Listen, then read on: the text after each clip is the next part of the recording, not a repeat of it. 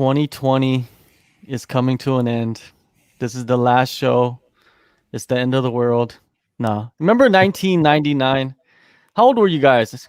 How old were you, Jake, in 1999? I was 4, John. I don't remember. What the hell? 4 years old. Oh my god. Okay, I don't even want to ask the rest of you guys because you guys are probably just around the same age as him. But everybody, welcome to the SCMP MMA Live Chat. Today, we're going to delve into the last card of the year, which is Rizin 26. Talk about that in depth with some professionals. We got Drake, of course, right below me. I feel like the Brady Bunch right now. Like Drake is below me, and then next to me over here is Nick. And then diagonal is this way. Diagonal is Tom Taylor, right? But if you watch this show, you guys know who these guys are, so I don't have to go in depth about what their credentials are or whatever. You know what I mean? Just sit back and enjoy the show. And if you don't enjoy it, leave it in the comments. Can you big us up a little bit, John? Just okay. Come on. Stroke our egos a little bit. All right. I don't know how they stroke your ego, man. Like I think I overdo it sometimes to some people when they call on the show. You can't overdo it, man. Okay, I never will do it. I'll continue doing it. Maybe 2021, that's the year of overstroking egos even more on this show. Okay. Maybe that's the theme of the show. Possible. But anyway, In that case, I'll come back on. Yeah, man, Tom, I'm gonna give you on like every month and just stroke your ego continuously. Man, I need it. Right until you grow like 5 more inches. Perfect. You know what I mean? And you're 10 feet tall, looking like Shaq. Right. Anyways, yeah, this year has been an interesting year, and it flew by so fast, man. Like, I'm serious. Like, I think we were sitting here entering 2020, and a lot of you guys probably thought, like, okay, by the end of the year, I'll be doing this, I'll be doing that. I've covered this. I went to this show, and none of it happened. None of it happened, probably. Nothing happened. You just have to continue doing what you did inside your basement, inside your little cupboard or wherever you're at, and keep typing away and doing these videos and interviewing and putting out content. And I think a lot of guys discovered like a new side of them and improved themselves a lot. And the people that did not, they're probably kicking themselves in the ass right now because they wasted the whole year. But I feel like these guys next to me that are around me, they've done a great job of continuing and marching forward. And I got to give props to Drake, man. He came up with a great show, Broadening Horizon. And that's what we're going to talk about in the beginning. And he's done a great job with that show. And hopefully he's going to continue doing that and exposing, not in a negative way, but in a positive way, the Japanese side or Rizin or, MMA on that island. But yeah, it was great watching those podcasts. Drake, I just wanted to ask you about, like, when did you even think of doing that? Like, was this something that you had been planning for the whole year or what? No, man, it's interesting. Initially, that idea for this show of Broaden Horizon, I kind of had the idea to do something like that, except focused around the women only. So not just any particular part of the world, but just the women. Because, of course, if you follow me, I would like to think I focus a good bit more on the women than maybe the men, you could say. But so that was kind of the idea that I had initially to do that, and for some reason just never really got around to it. And I'm still thinking about maybe doing it, but that would probably be just a little bit too much work for how much I'm already doing right now. And what led to doing Broaden Horizon, I really, like, a couple of months ago, I was thinking about it. I was like, I don't really know how it got changed to that kind of thing. But I think that where it started was after I spoke to Megumi Fuji to work on that big, story that I did with her, the 10,000 word or becoming Mega Megu, the Megumi Fuji story, shameless plug there. After I spoke with her, I just got this feeling, or I was like, I could do this with everybody. And why not maybe, it just clicked. The ideas, both of these things that I've already had in my mind, and combining them in the same way, but also with a new idea from what I was already working on. So I think that's kind of how it all came to be. And, I'm always trying to put the spotlight on fighters and people who I believe should get it more than they are. And I thought it was too perfect to focus on this side of the world rather than maybe just doing the women, which I don't know. You could get flack for that and be called, sexist or feminist, whatever you want to be. And not that I would have cared if that would have happened. It's whatever. But I don't know. This seemed like the best idea to me, and I've been loving it so far. So that's kind of how it began, I guess you could say. That's great to hear, man. And you got to keep going, man, because you never know what that can become.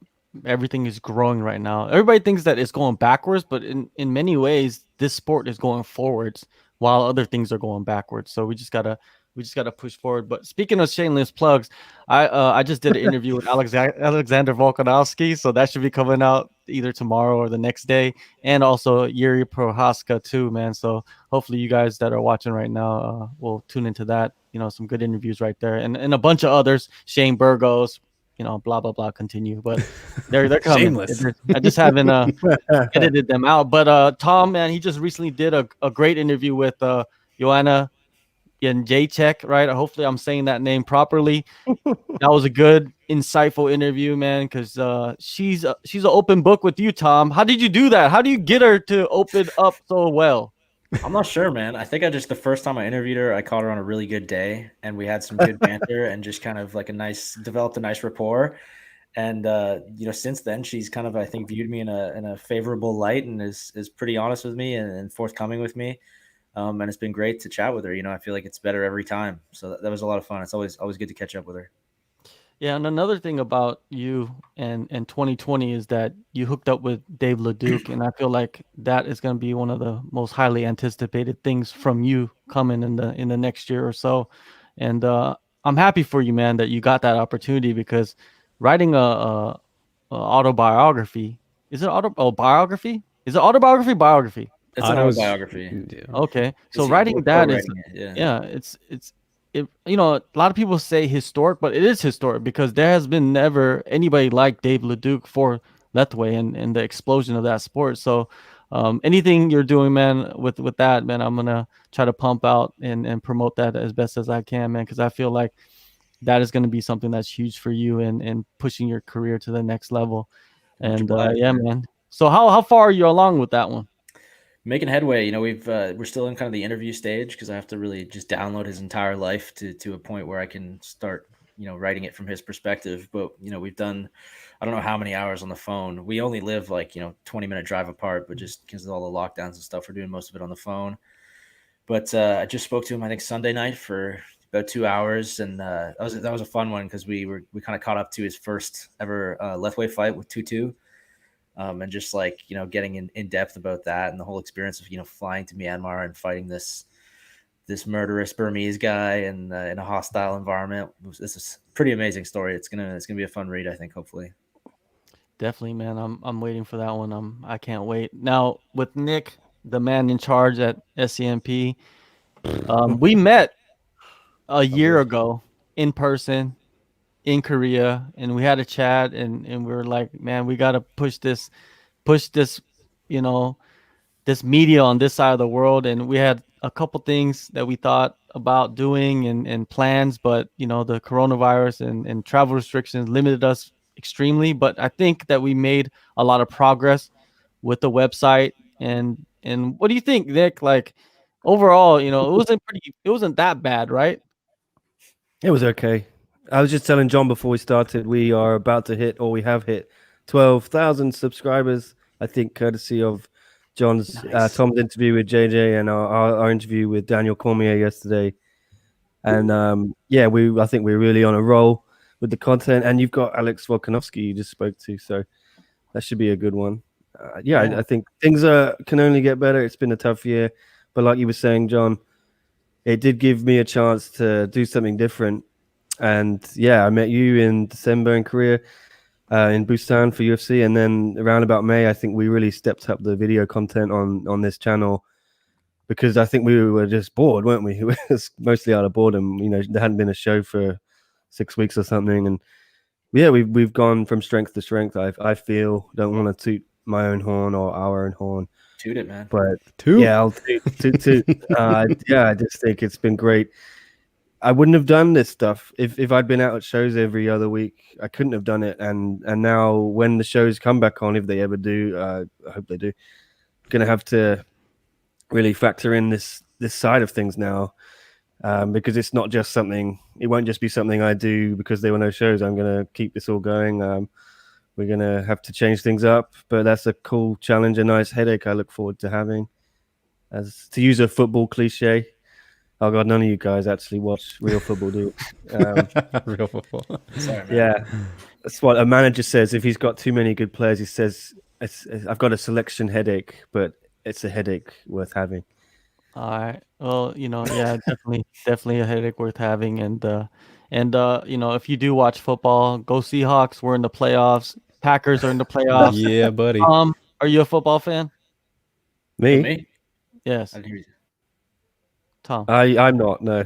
I'm not. No. Okay, so then just Pretty much the just left cut side, my just the left side of the video is Yeah, that's it. and I'm just wanting the Seahawks to play the Packers, and then just Why would you want that, John? Come on. I now. just want to smash him. I just want to smash him. Like I want to smash him like Chaos Williams did to oh boy, right? That's what I want, right? But anyways, but yeah, we're not that violent. But anyways, yeah, moving on, man. Like I just wanted to get into that in the beginning of the show and just give you guys props for working hard this year, because there are a lot of guys, they think that they work hard, but man, I know a lot of guys in this industry that work hard, and you got to keep going. And Fight Nice Picks, those boys, they work hard too, man. If you go on their channel, go give them a subscription or whatever, subscribe or whatever, and an alert or whatever you want to do. And yeah, anyways, yeah, those guys are doing their thing. Allen Bros. Yeah, the Allen Bros. They're like the Cozies mixed with the Diaz and the Asakuras all together in one. Damn, that's Living in there. I know you don't even know they got skills. But anyways, what about the Zambia? Have you seen their training footage? yeah, exactly. That's what I'm saying. That's what I'm taking my knowledge from, is their training footage, right? And I told them, you guys need to put those up way more, man. Like, we need to see more clips of you guys training and sparring each other, because that's what I'm there for. I'm there for those things, right? So I just got to say, I'm like mucking around with all the different settings here. So let me know, if people watching, if you like the new style there of the comments. I've changed it all. I actually like this view. This view is not that bad. Yeah, this looks good. Do you like this bubble or block? Ooh. The bubble. I don't know. They both look good, to be honest with you. I like bubble, man. Block's like a little clean. Yeah, he's all about bubbles. But hey, but if you got some questions or comments, leave them in the chat, and we'll get to those eventually. You know what I mean? Like, but we're gonna start with Rizin 26. We got to start with that. We got to start with the preview of that, because that's the card that's gonna start happening in about 3 hours from now. So you guys are getting the freshest preview you can get.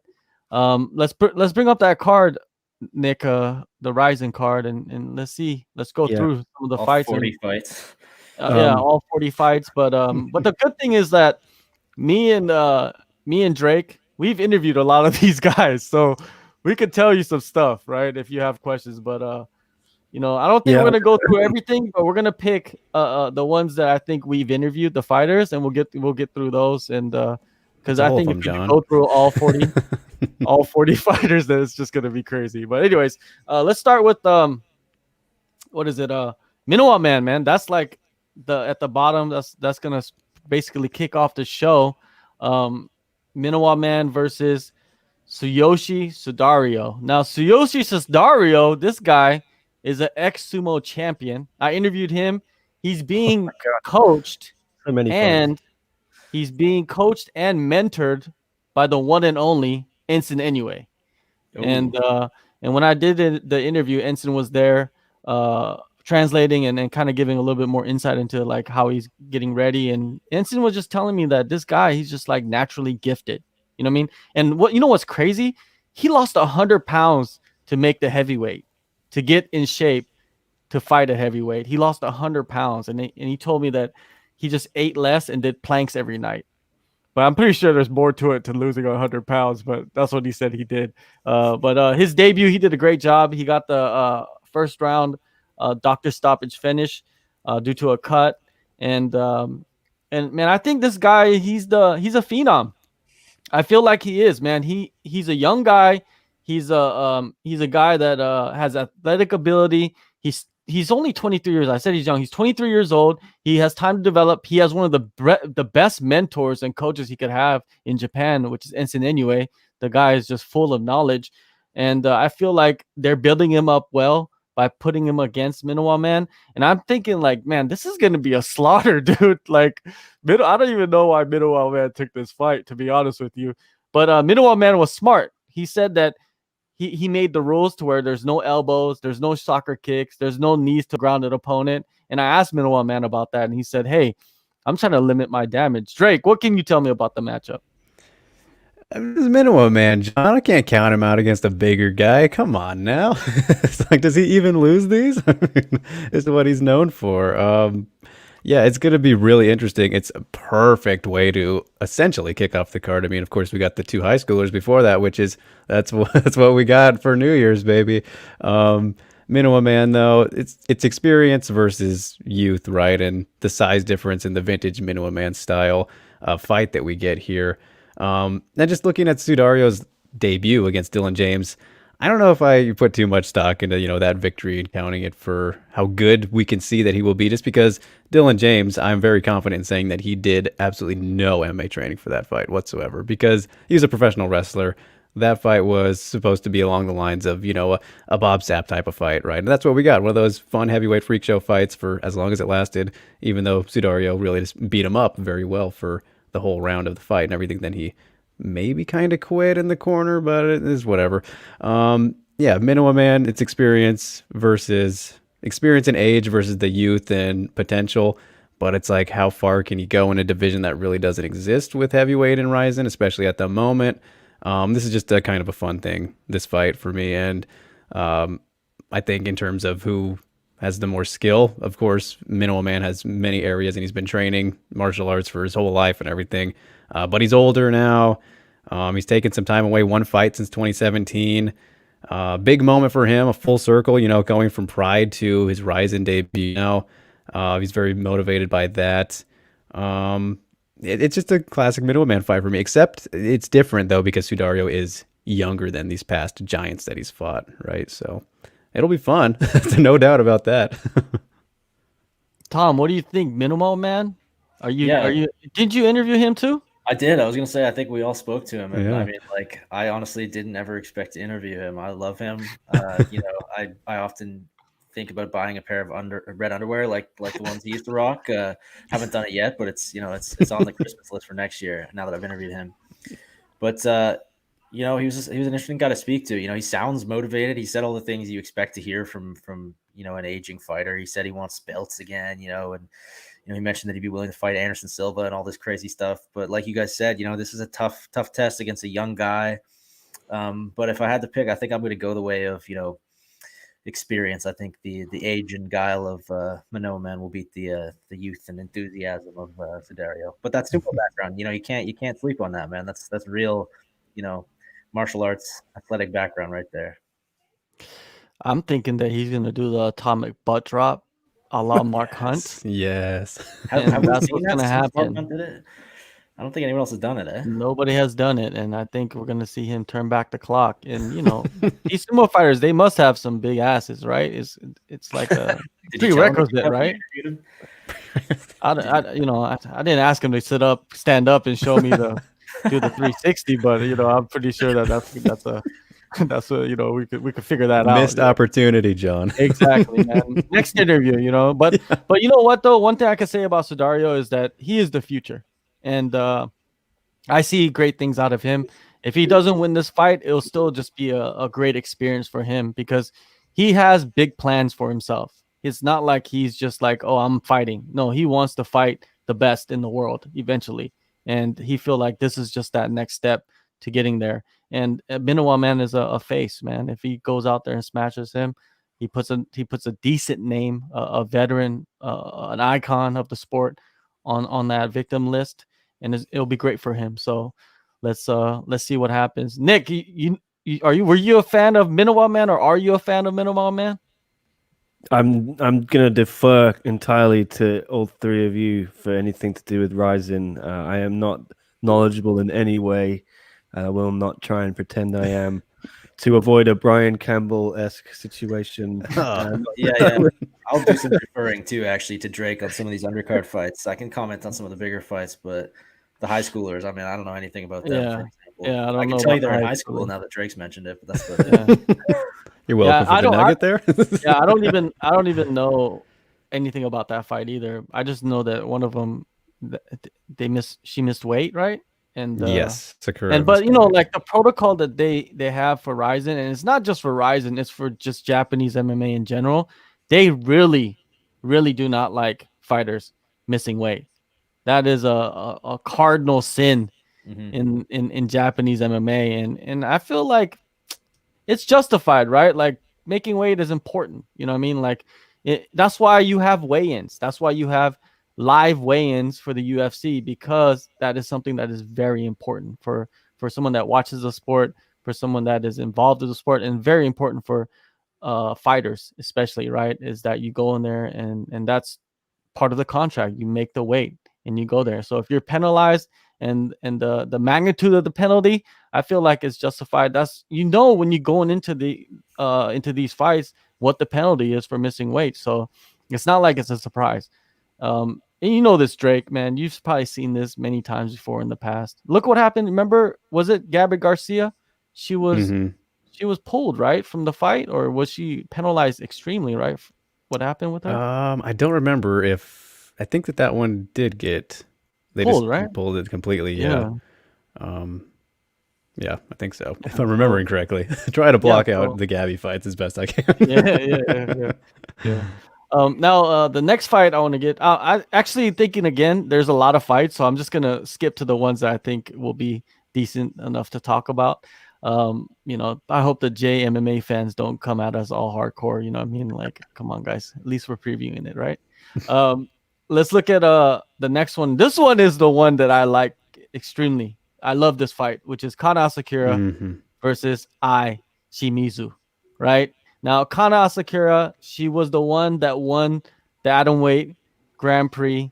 She actually had the belt, but not really.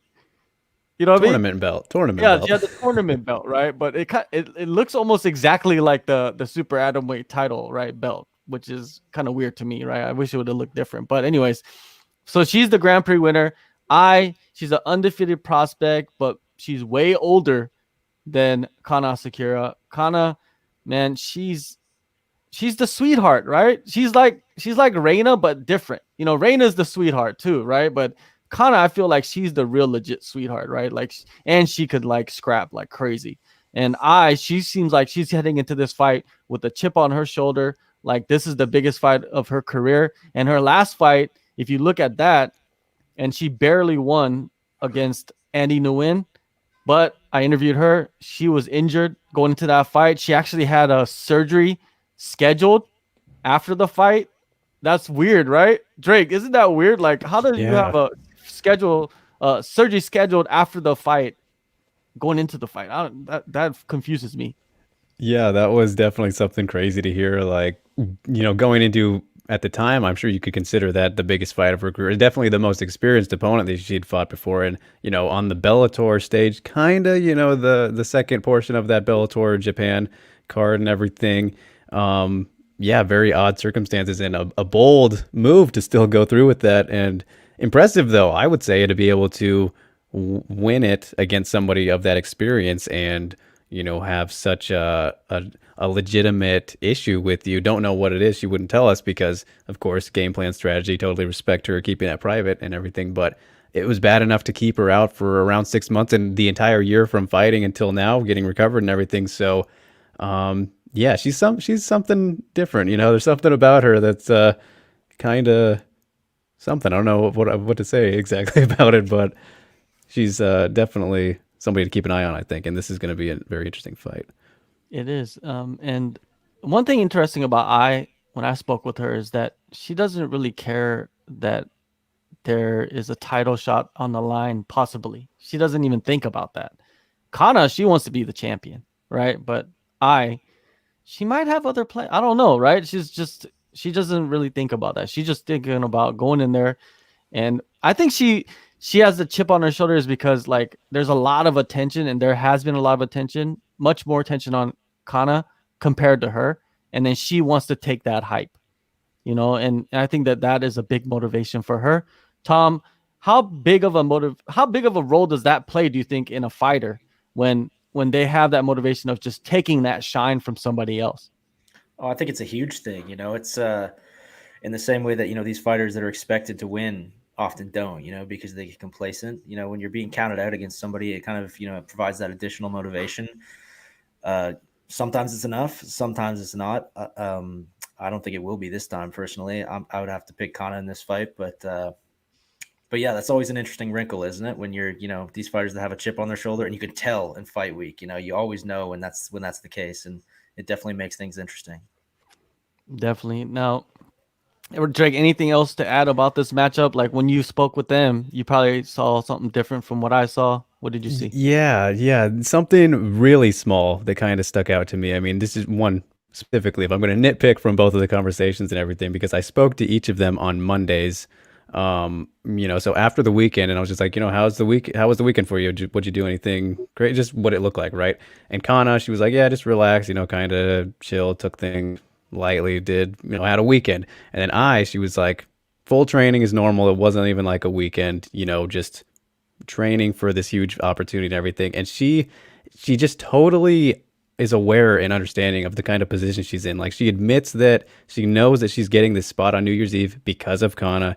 She believes that Kana is better than her in every area, which is a very interesting thing to me, but she's just so fueled by this moment to be able to turn the tables and take away everything that Kana has built up at this stage and, make it her own, which I think is probably why she's not even thinking about the title shot or anything like that, which seems like a lock for me. I don't know how you don't give the title shot to whoever wins this fight unless you want to throw Rena in the mix depending on what happens with the title fight.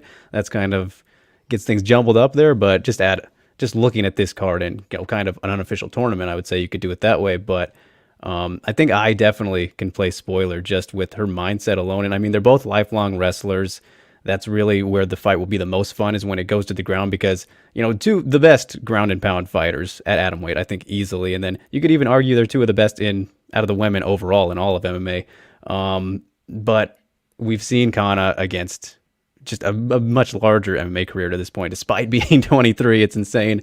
And the improvements she continues to make despite, well, no, just over time. She's getting better and better, and she's already been really good so far in her career at only 23, elite top 5 in the atomweight division at this point. So you can't really pick against her, but I think has good potential out of everybody on this card to be, if I'm going to take an upset pick, I like her more than a lot of the other ones, but it's kind of like, you can't really go against Kana with what we've seen, especially in MMA.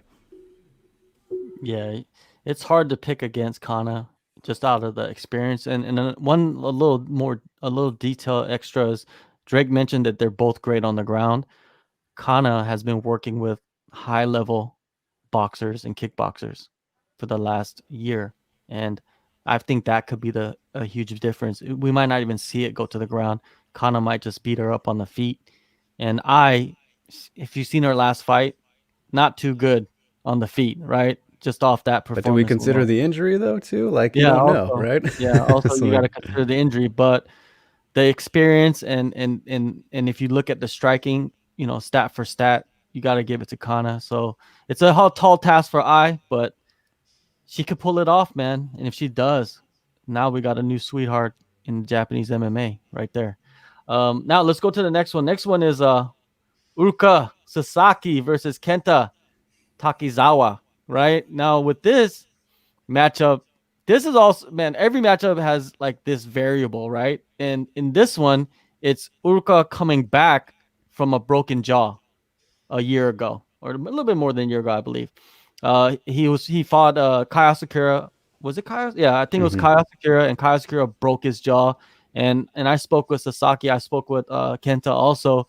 And Kenta's just like this young, scrappy, like fresh behind the years, but he does have experience, and he's gonna go out there and put it all on the line. I don't feel like he's he's like caught up in the moment. I feel like, and he doesn't care who it is. He's just gonna go out there and scrap and try to get the knockout. And Uruka, he's coming back from this injury, so it's like, what are we going to see from him? And he says he's been working on his striking too, but we know that he's very good on the ground. So is he going to take that risk and stand there and try to trade with Kenta? Because if he does, that is very risky. And and if you get cracked really hard one time, the jaw is a sensitive spot, man. We don't know. You know what I mean? Like psychologically, could that mess with him in the fight? But I think I'm gonna go with Sasaki in this fight, man. I feel like he's coming back and he's gonna be a much more cerebral fighter in this one coming up, because he does kind of have his back against the wall, man. He's coming off, I think, consecutive losses too, so it's not like he can afford another loss, and he wants to build himself in Rizin much more. So and he might even want to go back to the UFC. And if you have those dreams, like, you got to win this fight, man. This fight is very pivotal, but it's a huge opportunity for Kenta, and I think like we're gonna see a big scrap here, and it's gonna be fun to watch. I don't think that this one goes to the judges. I'm gonna toss it to you, to Tom. What do you think about this? I think Oka's a pretty safe bet here. You mentioned the jaw injury, but that was quite a while ago, and that's a tough break for sure. I mean, we've seen some fighters sidelined with that for quite a while, but I think a year should be enough time for that to really like heal up properly. I'm sure it was miserable. I'm sure he had to get wired shut and stuff, but I think by this point, he may be thinking about it in the fight, but if anything, I see that kind of leading to a more cautious approach from him, a smarter fight maybe. And I think if that's the case, he's got all the tools to win this fight. The UFC experience, or someone mentioned in the comments there. I mean, I feel pretty confident that he'll win this fight, and there is a lot on the line for him. I think he's one of these guys that maybe shouldn't have left the UFC when he did. That was when the UFC was having that kind of flyweight identity crisis. I thought he was great in the UFC. A few losses, but a few nice wins too. He's still one of the best guys in the world, I think, top 20 somewhere in there. So yeah, I feel pretty good about him in this one. Eddie the Blasian, I love the name. He's asking what weight class. This is bantamweight. There's a lot of bantamweight fights on this card, a lot, and there's some pivotal ones here, right? And I feel like this one is like not at the top of the list, but right in the middle. You know what I mean? It all depends on who wins, who can move up. But yeah, it's gonna be a fun scrap. Drake, any interesting tidbits from speaking with these gentlemen? Not really. I mean, I think you nailed pretty much most of it on the head here, but it is interesting though, just looking at like Sasaki's career, especially once he got to the UFC, because he had a great record before that, with 17-1-2. And then he comes to the UFC and he can't put together back-to-back wins. But you look at all of his wins, and he won every UFC fight by rear naked choke. Like, really bizarre kind of to get the same finish, especially by a submission every single time, but not be able to string anything together. Like, he did fight very tough opponents, albeit, Jusei Formiga, Pantoja, Wilson Hayes, like guys who title contenders or, actually did fight for the title. And yeah, just has had some trouble since then, of course, facing Ishiwatari and Kai Asakura in his last two losses. But before that, got a win over Cape, which is very impressive in hindsight. But yeah, time away, recovery.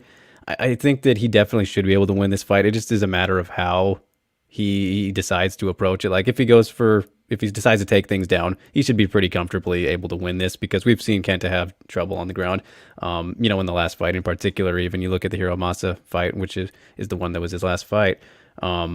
It was pretty even on the feet for the most part, and then towards the end, Hiromoto did clip him on the feet as he kind of found out how he was approaching everything and took him down and won the fight from there. But yeah, Kenta, I really like his potential, and he's still young and he has a good amount of fights and everything, but a little bit just reckless, I think, has kind of been his issue so far. And Sasaki, with his experience and everything, should be able to win this. It just kind of depends on how he approaches it and how he feels coming back after the time away, because Takizawa been active this year for as much as he can be.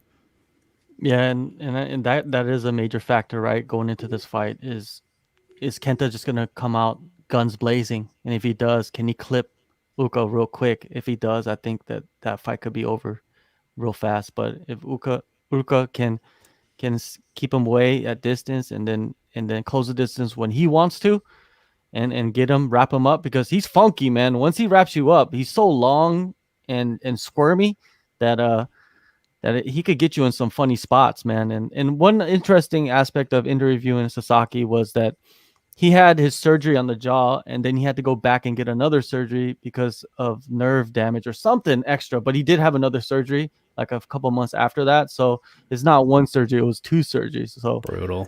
yeah, it's brutal, man. But he's so happy, man. I love him, man. Like when I was speaking to him, that was the first time interviewing him, man. I was just like, this guy is cool. I like him. He has his own like streetwear brand called Lazy God. That's a good name, man. That's a pretty cool name right there, Lazy God. I might have to go cop a hoodie or something eventually. Man, but jaw injuries have got to be just like the worst thing. I remember one website, I can't remember, maybe it was ESPN or something, or MMA Fighting a few years ago, I think, did an article on like the significance of jaw injuries and how much they mess fighters up psychologically, you know, because so many of them have to get it wired shut, and like the recovery time is so long, and it totally changes your willingness to take a punch in your next fight, you know. That's like, I think, probably one of the worst injuries you can sustain in this sport, isn't it? Yeah, I would, especially in a sport where you're getting punched in the face and the jaw is the biggest target.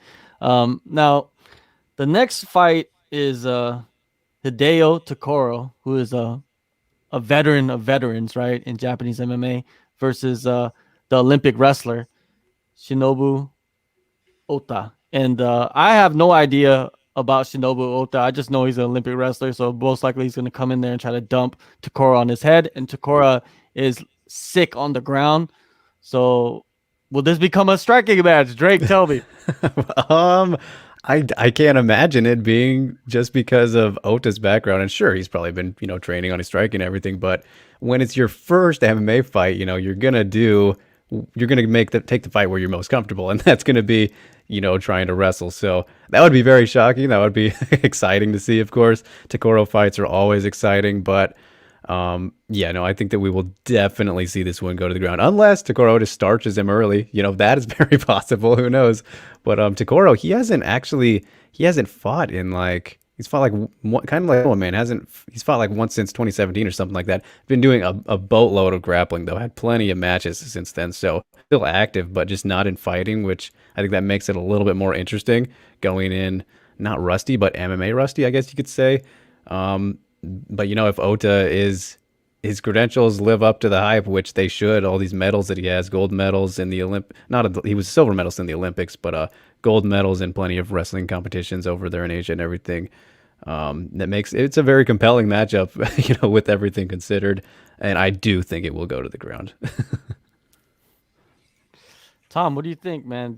Like me, I'm kind of clueless on this matchup. I just know, Tokoro is legit on the ground and the other guy's a Olympic wrestler. Do you know any little tidbit that you could add to that? I definitely don't know much about Ota, but it's always hard to sleep on Olympians. You don't want to underestimate them. Just the things they go through to get to that level.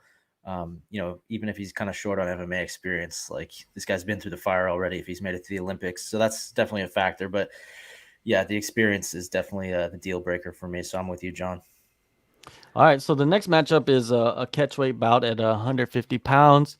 You got the debut of, I feel like this guy, he has some superstar characteristics. Ren Hiromoto.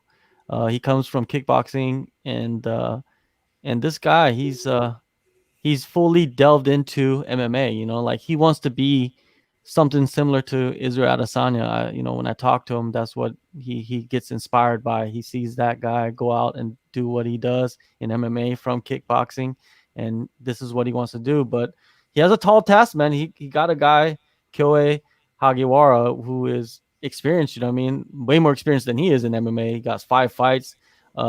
He's a wild guy, so we might see a wild brawl ensue in this fight. I think that's what's most likely going to happen. I don't really see them going to the ground.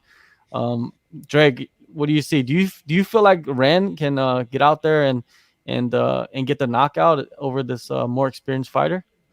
Absolutely, man. Ren Hiromoto is no joke. This guy's striking is pretty crazy, especially for how old he is. 22, I believe. This fight for me is kind of the sleeper pick for fight of the night because I think the general consensus pick for fight of the night will probably be the main event. But sleeper pick, definitely. I'm very excited for this one. No doubt that it should end up being a knockout for one of these guys because Hagiwara, a very good striker in his own right. But I think that it would be smartest for him to, maybe feel things out on the striking, which I guarantee he will do because there's kind of been some bad blood, some trash talk between these guys. The most trash talk out of anybody on the card, probably. And so his ego might get him into a bit of a war, which could cost him. But it would be smartest for him to take things down, even though the grappling has been his weak area too, because he is more so a striker like Hiromoto. But he has more MMA experience too, and he's been working more on his jiu-jitsu lately.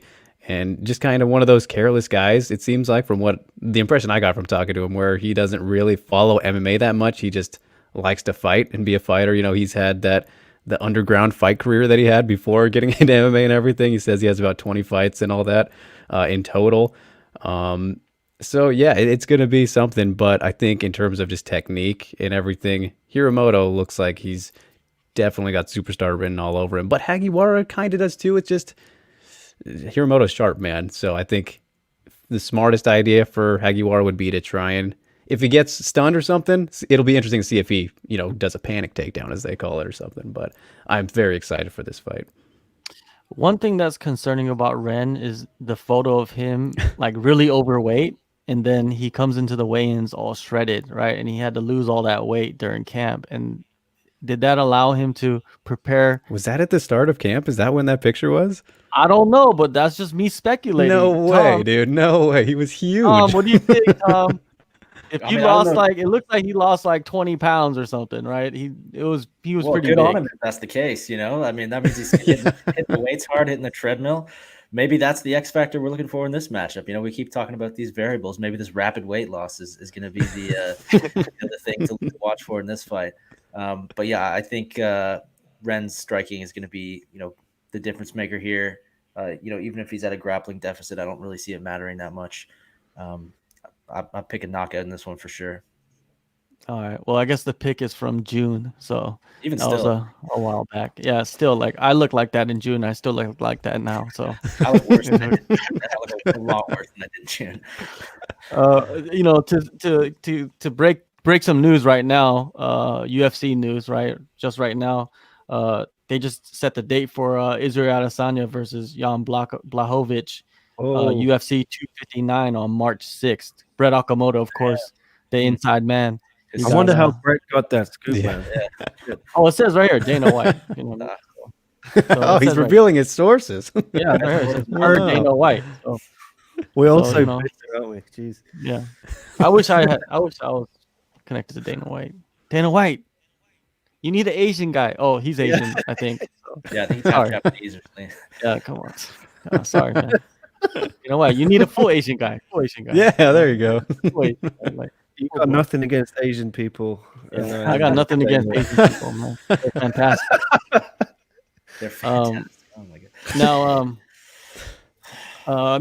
Now, the next fight. This one is I like this one. This one is a catchweight also at 148 pounds. Is between Cleber, Koyik. I don't even know, just Cleber, right? I've known this guy for a long time. He's a former KSW champion. He has like a ridiculous percentage rate for finishes in his wins. It's like 90-something%, and it's all submissions. And he's taking on Kyle Oggin, right? Kyle Oggin, you might know him from Pancrase and Deep and PXC, and he's fought in Rizin before. I think he fought in his last fight for Rizin. He fought who's the lightweight champ? No, it wasn't Motoya. No, Motoya's training partner or brother or somebody. Like he's connected to Motoya, right? Training partner, teammate, right? He fought him and they went to decision, and that was a scrappy fight. But yeah, this is an interesting fight. Cleber, I've been waiting for him to get an opportunity for Rizin or any other big promotion, like even Bellator, the UFC. I'm just very interested why he never got picked up by any of those promotions when he was on these long winning streaks and when he was the KSW champion, right? He's this Brazilian that lives in Japan that was going to Poland to fight, and he became the champion over there, which is incredible, right? But yeah, he's highly skilled. He doesn't look like a fighter. Just looking at this matchup and just looking at the ground skills of Cleber. I think Cleber goes in there and gets it done. I think Cleber's going to make a huge impact in this division, whatever division it is, featherweight. I feel like they're building this featherweight division slowly, and next year it's going to become huge for Rizin. And Cleber could be one of those guys that could be a star for them. So I'm taking Cleber in this fight, but you never could count out Kyle because he's an island boy, and those island boys can scrap. You know what I mean? He's from Guam. Yeah, and he just got married to one of the faces of Japanese MMA. You know what I mean? Miyu Yamamoto. And they're on the same card. And they're on the same card. And you know what's interesting? He's gonna fight, and he's gonna go corner her later on that night, which is always interesting to watch. At the end, you know what I mean? Because if he loses, and then he goes and corners her, how is she mentally heading into the fight, right? And we'll talk about it eventually later. But what do you see in this one, Drake? Yeah, man, I think you summed it up pretty well there. Kleber's just he's an animal on the ground, right? And this was a matter of time, kind of. We were all waiting for him to finally fight in Rizin because of that connection with De Souza, the lightweight contender who most likely gonna fight Musayev in the title fight, presumably at the Rizin 27. I'm not dropping anything too crazy there. Yeah, man, as much as I like Kyle and everything, it's a big task for him, to take on somebody of this caliber, especially on the ground. That's pretty much the thing. If he can keep it off the ground, things get super interesting, but that is way easier said than done. If there were betting odds for this, which I'm sure there are in Japan or something like that, I would imagine that this would be the biggest difference. I think upset of the night would definitely be if Kyle can pull this off, but I just don't see it happening. Cleber's too good on the ground. Yeah, he is. Well, anything you could put in there, Tom? Not really. I mean, full disclosure, I don't know a ton about these guys. I feel ashamed now, given the way you guys have talked about Cleber. He's obviously. Can I make a nickname suggestion? The Cleber the Cleber. There you go. We got something from you. I was just looking at his. That's why Tom Taylor's the best writer in MMA. Everybody. That's it. I mean, he's a grappler, so maybe the Cleber's not a good nickname, but yeah, you know what? Just to be devil's advocate, I'll go with the Island Boy, man. Like you said, John, they make him tough, so yeah, why not? Yeah, with just to kind of explain, like, Cleber is, most people don't know who he is. Like, that's how under the radar he is. And then if you're not living on this side of the world or kind of watching it very carefully and closely, that name will slip through. And I remember I met Cleber at a club in Korea. Cleber the Clubber, man. Yeah, Cleber the Clubber. I met him in Korea at the club in Korea, but in the club there was fights going on inside the club, right? Fight club? It was a fight club, and he was cornering his teammate, that was fighting that day, and then and I ran into him. I sized him up, you know what I mean? Like, he's not very big, you know what I mean? Like, I looked at him, I was like, damn, he just looks like a regular dude walking down the street, but he will kill you. Like, I know many guys that have trained with him and guys that have fought him, and he's just very talented. But Kyle is tough as nails. Like Caleb said in the comments, he has never been finished. So can Cleber do it? We will find out. Next fight, another bantamweight matchup between Yuki Motoya versus Naoki Inoue, right? Naoki, a UFC veteran, and he's still so young, and he went to the UFC and got released. A weird cut, I think and I think he's probably trying to get his way back there. But if and on his way back there, if he tries to go up for the bantamweight title, I think that's his goal. And Yuki, he's just this interesting character that's been fighting for like 5,000 years, and he's like a vampire. He just doesn't get old, and he continues to get better. And I think it's a great test for Inoue. And I think, speaking with both of these guys, they feel like the winner, if they win emphatically and make a statement, they could be next in line for the title. With that said, I see Inoue winning this fight. I see him staying away from the ground and just putting on a boxing clinic, because he's been working with Tenshin Nasukawa's boxing coach, and the other Inoue, the boxer, the world champ, the Japanese world champ, Inoue. He's been working with his boxing coach, so we might see another level of his striking. He's long and lean, and he could stay off the ground. So I'm taking Inoue in this fight, and maybe we might see him fight for the title early next year. What do you got, Tom? Yeah, I'm with you, man. Motoya is one of these guys where like I never feel good picking against him because you look at the guys he's lost to, and they're all, really good guys that we hold in generally in high regard. But yeah, like you said, in a way, kind of a weird cut from the UFC. I think he has a ton of upside still, young. Yeah, I feel good about him in this one. And like a bunch of people are saying here in the comments, I mean, this is a crazy fight, man. I love this fight, and definitely, tons of title implications. So yeah, I'll go Inoue with you, John. All right, Drake, man, you I think you spoke to anyway. Did you speak to Yeah. anyway or yeah? What about Motoya? No, I didn't get Yuki. No. Okay, so anyway, like, what did you get from him? Anything interesting? No, not really. I mean, just kind of a young guy doing his thing, He's just doing the damn thing. But yeah, I think I'm going to side with you guys on the pick as well. Just a really young, talented guy who's continuing to improve. And on the ground, I think that this is where the fight could be the most fun. Very scrambly and submission threat possibilities that each guy presents. But yeah, I think that the best path to victory would be for Naoki to leave this on the feet and try and outbox him, do his thing there. And I just like what I've seen in Naoki's recent winning streak compared to Motoya's winning streak. Just the level of competition he's fought and his performances against these guys, I've been just a bit more impressed with. And of course, I don't think that Yuki's on like the downside of his career just yet or anything, but he's been around for longer, and we've seen him kind of falter in these bigger name matchups recently. And this will be the one where we see if Naoki is there yet, right? And I think that a title shot could be awaiting the winner. Would be justifiable for whoever wins, depending on the outcome of the main event, of course. And then if Victor Henry can somehow make it to Japan and be allowed over there and everything, because he's definitely in that mix as well. We'll see what happens, but this one should be fun for as long as it lasts too. But let's make it 3 for 3 on Naoki. All right, now the next fight is for the vacant super atomweight title. Is between Ayaka Hamasaki and Miyu Yamamoto. I know I've been like hogging the mic for every matchup, so for this one, I'm gonna refer to Tom first and get his thoughts on this whole this amazing fight right here. Yeah, actually, I don't have a ton to say about it, man. I think Hamasaki's got this one in the bag. I like Yamamoto, but yeah, I'm gonna go with Hamasaki. And I actually didn't realize that Yamamoto was married to a guy fighting earlier on the card. That's a crazy variable, man. It's a new thing. Yeah, when your training partner is fighting earlier in the card and then comes and corners you, that's like stressful enough. But when it's your husband, and he's potentially going to lose that fight, and he shows up in your corner all battered and bruised. I mean, the odds are stacked against this poor woman, and then she might have to deal with a battered husband, when it's down to the wire. So yeah, I don't feel good about her chances here. Drake convinced me otherwise, maybe.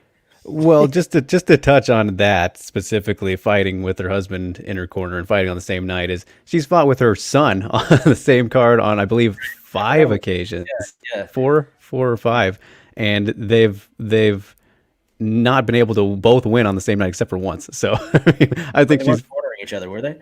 no. Urston was. I know Urston cornered her at least a couple times. So Right. so yeah. So then you just depend on what's worse between son or husband. So Son, probably. yeah, I would imagine too. Yeah, man, I love the freshness of this matchup and everything. It's very exciting. 2 of the best atomweights in the world. It's the GOAT atomweight versus the ageless wonder, right? But the thing is, like, Hamasaki, just despite her getting older as well, 38 now, I believe.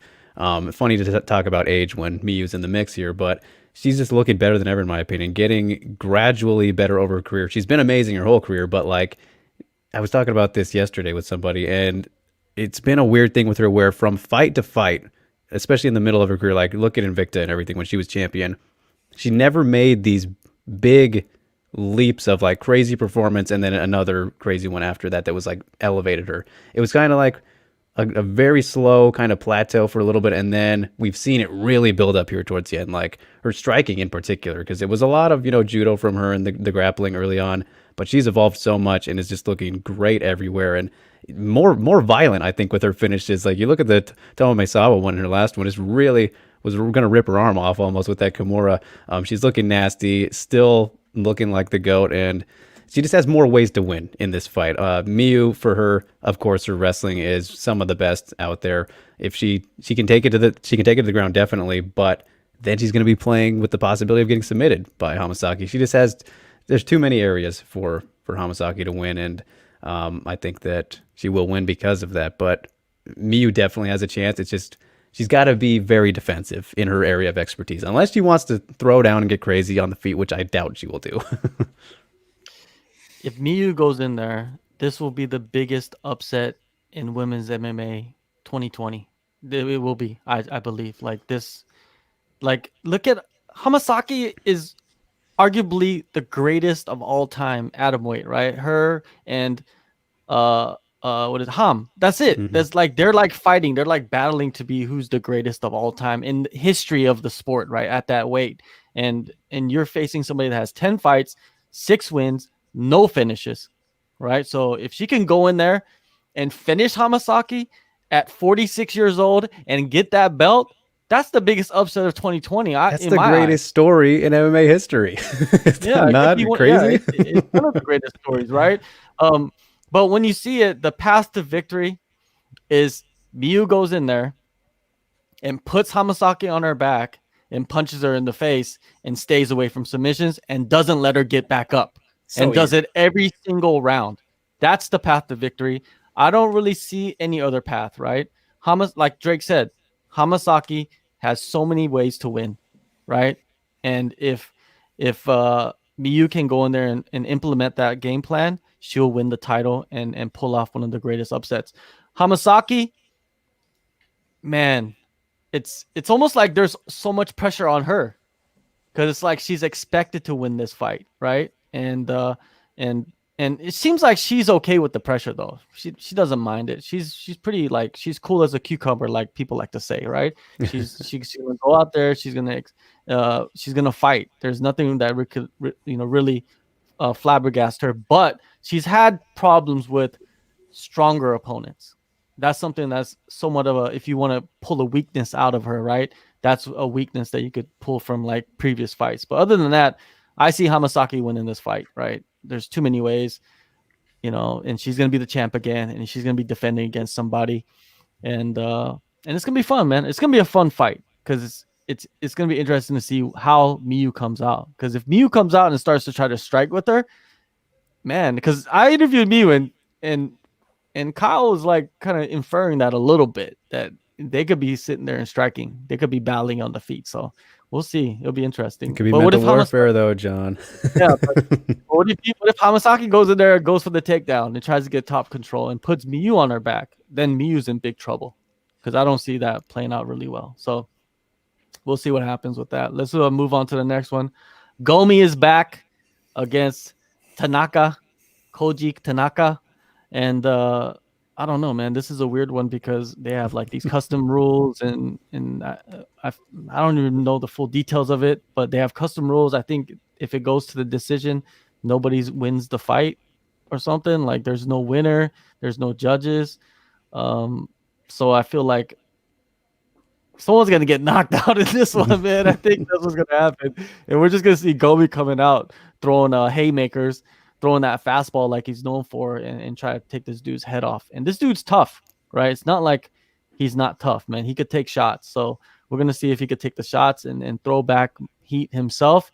I don't know too much about it, but what do you know, Drake? What can you tell us? Well, man, just to talk about the toughness of Tanaka, you just go watch his last fight with Tension, man, and Tension threw practically everything he possibly could at him, and he just would not go down or even be bothered. It was kind of maddening, and so he's a very durable and tough guy, but he's taking on Gomi here, who is larger than him, and specifically in what's pretty much a boxing match, except they can throw spinning back fists. It's just, this is so much New Year's Eve weirdness, right? That's what's happening, and the specific details, I do have them up for you. I pulled it up. Here they are. Both fighters will only be allowed to punch with the exception of back fist blows. Both fighters will be barefooted, and the bout will consist of 3-minute rounds with no decisions. If Koji weighs in more than 155 pounds at weigh-ins, which we already had these, and I believe he was below, both fighters will wear 10-ounce gloves for the contest. If Koji wins If he weighs less than 145 pounds at weigh-ins, Gomi will wear 12-ounce gloves as a handicap. So it's like so much weirdness going on there. But yeah, it's we know that Gomi's a little bit over the hill, you could say. And of course he did get that amazing win against Melvin Hart in the crazy fight that happened at Rizin 11 2 years ago, I believe it was. Hasn't fought since then. And now he's in this very unique rules fight with a guy who's specifically a striker, but not a boxer, and they're only going to be punching. I have to favor, Tanaka, but like, there's just so many weird elements that it's like I don't know if I can make an actual pick. It's just so much going on with this, but it's New Year's Eve fun. It's New Year's Eve fun. Yeah, Tom, Gomi is probably someone that's familiar in your mind. Tanaka is probably somebody new that you've been introduced to you recently, just like me, because I didn't even know who Tanaka was until he fought Tenshin. Yeah. So, Same. what do you think about this? Well, I sort of feel like this is, of all the fights out there, this is one of the few that Gomi can win at this point. And I say that with, complete respect and admiration for him. I love that guy. He's got the size advantage, the weird rules. I mean, I feel like the rules should favor him, but then again, yeah, they're made for him. I don't know. Like, but like Drake alluded to, I would say he's more than over the hill. I mean, he's the Fireball Man now, not the Fireball Kid. I personally don't really have a lot of interest in watching him fight anymore. He's one of those guys for me where I just feel like, so many losses on his record recently. There's the Melvin Gillard win, but, Melvin Gillard's probably the only guy that I'd like to see fight less than at this point now. So I don't know, man. I just hope Gomi comes out of it okay, to be honest. Like, I feel like he should come out of it unscathed just because of the weird rule set and stuff, but definitely kind of feels like a high risk scenario for him. And I really just hope he comes through without taking any more damage. Yeah, me too. But I just want to see Gomi just throw like a windmill, like just with both hands, just go in there and just throw windmill punches with both hands, just moving forward. A fight circus with the exactly. The Exactly. That's what I want to see. I don't care. Yeah, yes, Uncle Fireball. That's right, Uncle Fireball. And you could even call him Santa Fireball by this time, next year. So the next fight coming up is, of course, one of the older half of the Asakura brothers, Mikuru Asakura versus Satoshi Yamasu. I got to speak with Satoshi. He is a company man, not as in like he's a company man for Rizin, but he's actually a company man. Like, he goes to work every day at a company, and he trains and he fights and at a high level. He's a former champion, I believe, for Deep, and he's coming in with this huge opportunity on New Year's Eve against Asakura, man, and he's ready. From speaking to him, he's ready to go. He wants to get that first round knockout. That's what he's predicting against Asakura. And this guy, he has the skills to do it, man. He's very explosive, very skilled on the feet, and he has some crazy. If you go back to his highlight reel, he has some crazy like soccer kick, like knockouts. He has a head scissors submission. Yeah. So it's weird. Like, he can do all kinds of stuff, man. I think a lot of people just look at him as being the company man, right? A salary man, and say like, oh, he's not a real fighter, but this dude can scrap. Asakura, there's a lot of questions coming into this fight because he lost his last fight, which was for the title, and then he's this huge star, right? Especially on YouTube, and he's making all this money. I heard that they're balling, dude. Like, they're like Jake Paul and Logan Paul, but that could actually fight. You know what I mean? Like, it's ridiculous in Japan. So is Asakura's mind right heading into this? Because if it's not, man, Satoshi could get the knockout for real. Like, he has that skill set to do it. So I'm gonna go with the upset here. Ooh. I'm gonna go with the upset here. I think Satoshi goes in there and just goes full blast and knocks out Asakura. And that's I don't know if it's a bold statement, but that's how I feel. What do you think, Tom? Do you think Asakura is his YouTube days are just too much, man, and it's just like he's not training like he's supposed to? I'm gonna agree with you, man. I like Satoshi here. When I spoke to Asakura before his last fight, the loss, I don't want to say I wasn't surprised when he lost just because he had that amazing streak and he's so good, but like just the way he was speaking, man, he talked about, being the face of Rizin and he didn't sound complacent necessarily, but just like overflowing with confidence. It seemed like he thought it'd be a bit of a cakewalk, didn't want to talk too much about Saito's skills or anything. And I don't know, man, like you start making money and, some of the motivation diminishes, the motivation to train and compete and get better. So, I'll probably end up regretting it. We both will, but yeah, I'll agree with you on this one, John. We're going to look amazing if we're right? So, yeah. What do you think, Drake? Do you think the upset is coming? No, no, I'm not buying into it, you guys. Did you think it was coming last time? Yeah, I did. I actually thought Saito would beat him. So that was my official pick for that one. But the reason I am thinking he'll get the rebound here is because I think that he needed that loss. As Tom, you were alluding to there before the fight, he was pretty much acting as if he was already the champion. It was everything about him, which it kind of was, right? But he was also like contemplating, even before the matchup with Saito was even made, he was thinking about like, oh, I don't even need to fight anymore. I got all this YouTube stuff going on. So when he's already thinking about that kind of thing and his love for fighting is dwindling down because he doesn't need to do it anymore, it's just a fun thing. Yeah, that helped play into my pick for, Saito could pull it off. This guy's totally serious about fighting. Mikuru, if he wins, he just walk away because, oh, I got a belt now. I got nothing else to do. I really was just doing this because I felt like it. But this fight where, after having the Saito loss in a crazy fight and one that was fairly close, like I don't even remember how I scored it because it was so close, but one that people think he should have won.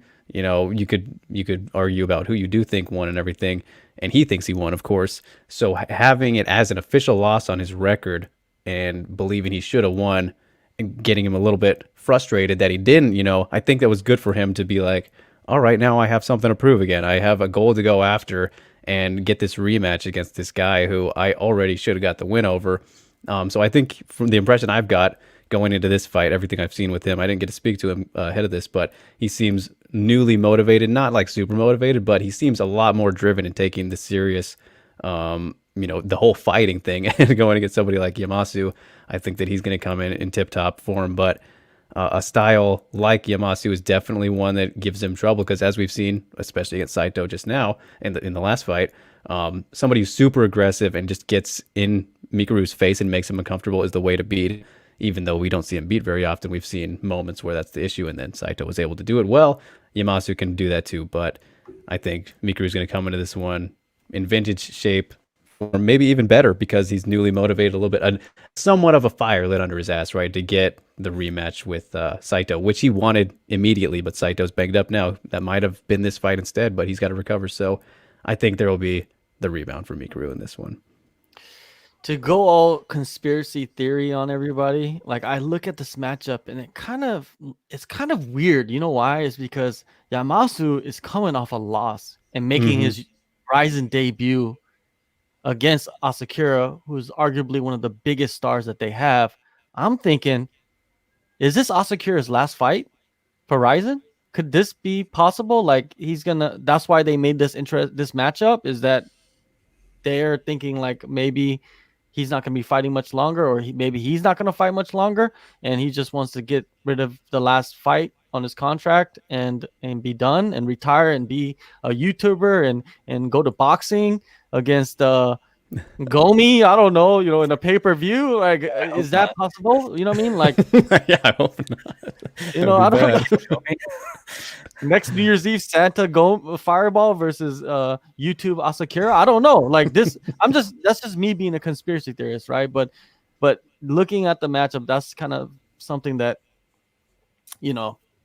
Oh, JS said that Mikuru asked for Satoshi specifically. Like that's kind of weird too, right? Like, why would he ask for him? Like, did they have a history? Did they have like some kind of backstory? I don't think so. That's weird if true, because I remember seeing that Mikuru said he doesn't know why he's not fighting the champion of Deep who beat Yamasu instead. So exactly, there's confliction there. Yeah, weird, right? So there's a shroud of like mystery around this, like what's gonna happen after this. But like I said, I think Satoshi's gonna go in there and be able to get it done, and and I'll just say though, there's he's no right up. way that Rizin does not want that rematch to happen between him and Saito, because that rematch is way bigger than the initial fight, especially now Exactly. that Mikuru lost. Exactly. Now, moving on, we got the co-main, which is Tenshin Nasukawa in a kickboxing match versus, man, this name, dude. Like, I'm not even gonna even try Pronunciation it. police. Yeah, pronunciation police. Like, we don't have him here to tell us like how to really pronounce his name. But yes, this guy, he's from Thailand, and they're gonna be in a kickboxing match, and Tenshin's gonna be able to display his skills. It's always like with Tenshin, whenever he's in a kickboxing bout, I'm always thinking like, are you rooting for Tenshin or not? Like, it's like, are you rooting for him or are you rooting for him to lose? Like, it's like eventually going to get to that point where people are going to start hating him, and every fight they're going to want him to lose. And I think like that's what he's building up to. Like he's building up to like becoming this like icon, or a legend at a young age, and then now everybody's going to flip on him and like they don't want him to win anymore. And I think that is the best scenario for him, right? Is to build that up to where he could become so popular that he has to leave Japan and start going stateside, and maybe get dabbling in boxing or whatever. But so in this is, and this guy, Caleb just said that he is a top 10 pound for pound Muay Thai fighter. But the thing is, like, this is kickboxing though. This is not Muay Thai, right? So there's differences here. I think like the Thai fighter is stepping into Tenshin's world, and whenever you're stepping into someone else's world, it doesn't usually end really well for whoever it is. And so I'm not gonna bet against Tenshin in this fight, man. I'm not gonna give you no statistical breakdown or skill for skill, stack them up, tape. I'm gonna give you the tape on them. No. I just feel like he's in his comfort zone. And when Tenshin, a guy like that at that skill level, is in his comfort zone, it's hard to bet against him, man. What do you got anything on this, Tom? Well, I mean, like you said, at this point, how do you pick against Tenshin? It's like, you're watching a nature documentary. Are you rooting for the lion to get its meal or for the gazelle to escape? Like it's one of those situations. I was looking at Commando. I don't know how you say his name. I probably butchered that, and I apologize if so. But I think he's fought exclusively Thais to this point. So, this is his first international fight, unless I missed something. A couple of title wins, WBC title win, a couple stadium wins, I think. Like, he looks like he's pretty good. I don't know much about him, but he looks like he's fought some good guys. But also a handful of knockout losses, which is, I mean, you don't want to like any shred of, durability issues if you're fighting someone like Tenshin. So, I mean, I don't really even know why I'm talking about this one. We all know how this is going to go. All due respect to the Thai. I'm sure he's tough. I'm sure he's great at Muay Thai. But this is a kickboxing fight in Japan against the poster boy for Japanese kickboxing. So, yeah, Tenshin all day. Probably a knockout. All right, Drake, give us something. I mean, that's the thing. We've all already been hitting on it, but for me, Tenshin has reached that stratosphere where he's a fighter now who, in kickboxing specifically, right, I cannot possibly pick against him or imagine him losing until I see it happen, right? So I don't care who he's going against until I see him beat or, a controversial decision. He's going to win, right? So that's where I'm at. All right, man. We got here I think we've done about an hour of this preview, and I think we've done a decent job. But now we're at the main event. It's Kai Asakura defending his bantamweight title against Kyoji Horiguchi. The rematch, one of the best matchups of the year, and I feel like this is probably going to end up becoming one of the craziest fights of the year. Now I'm going to start with Tom. I'm gonna let you break this down and give your thoughts on it, and then we'll move on to Drake, and then I'll finish it off. Go ahead, Tom. Yeah, I mean, we keep talking about variables. The big one is obviously Horiguchi's injury and his recovery and everything. It sounds like he's in tip-top shape, but he's gonna need to be if he wants to win this fight. Kai's a beast. Then again, we saw Kai lose pretty recently. So I mean, if Kyoji's on point, can he do what Manel Cape did? It's I have a tough time making a pick for this one, but I think gun to my head, I'll pick Kyoji to even the score and obviously set up the big trilogy. Drake. Oh, right. Yeah, man, this fight, it's such a love-hate for me because it's such an amazing matchup, but like picking it is just awful. It's such a 50-50 for me, and all the things considered about it. Uh, man, I've been going back and forth. I know last week, when I hopped on and intercepted the show from you guys, I really didn't have an answer, and I came to the conclusion of I think Kai's gonna pull it off, but now as I think about it, I'm like, man, maybe Kyoji's gonna try and out grapple him, and that would be kind of a wrench in everything we're expecting is him to go takedown heavy. But I could see that happening just because maybe he'll have that not fear but respect for Kai's striking, which put him out in the first fight. It's improved since then, but in this position that Kai's in, the pressure is kind of all on him now. He's the champion. He's headlining. He's got to prove that the first fight was not a fluke. Like, will that jar him to the point where he's too hesitant and trying to be too safe and it costs him, or will he go out there and use it to his advantage, all the focus that he's built up?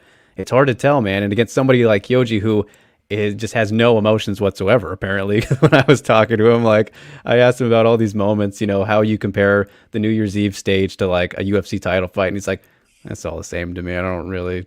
It's just a different place that the fights, and it's like it's all the same to him. So I'm like, okay, man, Stone Cold Kyoji doesn't feel the pressure or anything like that. And I guess we have seen that throughout his career. So no reason to think that this would change now.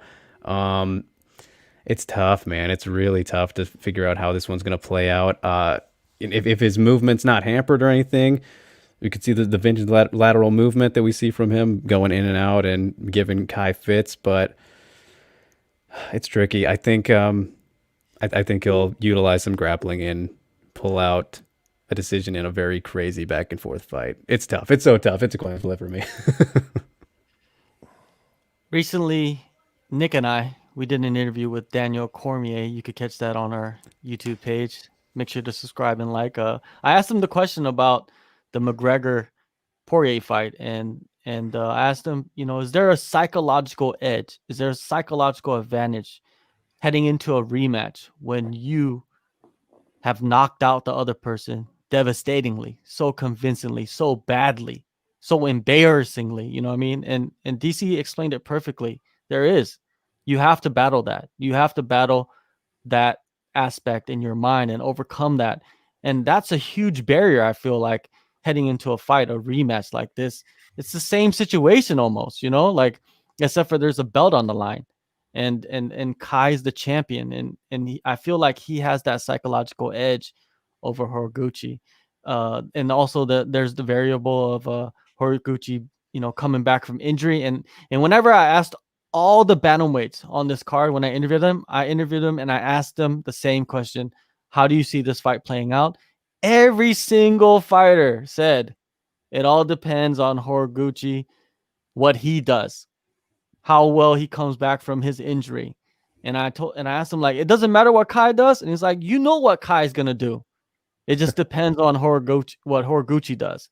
And I'm gonna believe them, man. I believe that we know what Kai is gonna do. He's gonna go in there and he's gonna try to knock off Horiguchi's head. And can Horiguchi move his head enough and get in tight to where he can put him on his back? I think the path to victory here is Horiguchi getting in tight and putting him on his back, and then getting into that mount and then pounding him out. And I don't think we've ever seen Horiguchi do that. Have we? I don't think so. Usually he's a guy that darts in and out. You know what I mean? So it's going to be interesting to see this fight. I'm going to go with Kai, man, in this one. I feel like psychologically he goes in there with some confidence, man, and he's going to go in there, and he got decent takedown defense. So it's going to be hard to take him down, especially against those ropes. And if he could catch him again, man, it's night. And I think Kai's going to be able to pull it off. But Horiguchi, back to back losses to Kai, where does that put him, man? Like, that's hard, man. That's like a hard position to put Horiguchi, and it's a hard position to put Rizin in also, because I feel like at this point Kai is a bigger star than Horiguchi, right? Do you think so? Like, somebody that's an outsider looking in, do you think that's right? In Japan, I think certainly. Yeah, Not in Japan. Yeah. Yeah, but that's what matters. Yeah. What matters is what is it in Japan? It doesn't matter what is it in internationally, right? Because if Kai wins or whoever wins this fight, Coker already said that he wants to bring them over for that bantamweight tournament that they're going to put on in 2021. So all this UFC talk, I don't think that's going to happen, right? So, but I'm talking too far ahead, but yeah, I think Kai's going to go in there and be able to pull it off, and it's going to be exciting. I don't think it's going to be quick.